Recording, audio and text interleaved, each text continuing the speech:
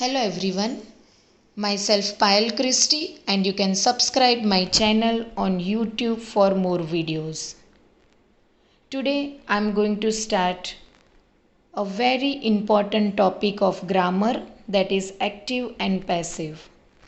But before that, let's know what is a sentence in an active and passive voice. A sentence has three parts: subject, verb and an object. A person or a thing about which we talk in a sentence, that is known as subject. Verb means an action. Other words we can say plays, jumps, sings, drinks, swims, speaks. These are the words that shows an action. And an object is a person or a thing having done to it. In other words, subject is a doer of an action, verb shows an action, and object is the receiver of an action. For example, Payal writes a story. Now here, Payal is a subject, writes is a verb that shows an action, and a story is an object, and the given sentence is in active voice. Now if we want to change it into passive voice, a story is written by Payal. So we can say that in active voice the subject comes first and the object will be at last, and if we turn a sentence into passive voice, then the object will come first, then verb, and then subject will go at last.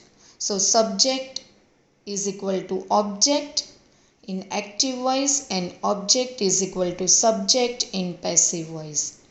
Remember one thing, that the tense should not be changed. If a sentence is in present tense in active voice, then in passive voice also it should be the same. One more important thing, that the verb will be in the third form. That is, it will be, we can say, past participle. Whether the sentence is in present, past or future, the verb will be in the third form. Remember this thing, this is very important. Now today we are going to study about the present tense. First we are going to study simple present tense, second present continuous, and third present perfect tense. Now let's see the example of simple present tense. But before that, we should know that the helping verb is or are is used. Is used with singular and are is used with plural. And one more important thing is, when we change a sentence from active to passive voice, we always use the word by. Please note this thing. Now let's see the example. Dhara sings a song. Now here Dhara is a subject, sings is a verb that shows an action, and a song is an object, and the given sentence is in active voice.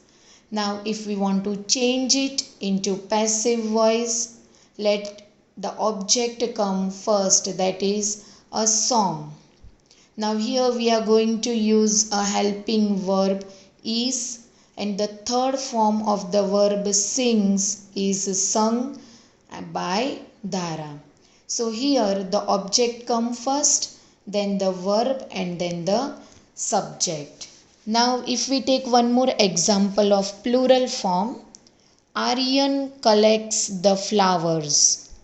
So here the flowers are collected by Aryan. Okay, the flowers, that is a plural form, so we are going to use here are, and the third form of collects is collected by Aryan. So the subject will move at last. Present continuous tense. Now here also helping verb is are, but we have to use being, being. Whether it is present continuous tense or past continuous tense, we are supposed to use being. Remember, whenever the word continuous is given, we are supposed to use being after the helping verb. And how we will come to know that the sentence is in present continuous? That is, there will be always ing after the verb, like playing, drinking, singing, dancing, speaking, swimming, etc. Okay, so you have to remember this thing. And the helping verb over here is, are, and we are supposed to use the word being, and the verb will always have ing. Now let's see the sentence. Aline is playing a football. Now this sentence is in active voice. Here subject is Aline, is playing is a verb, and a football is an object. And the given sentence is in active form. Now let's turn it into passive.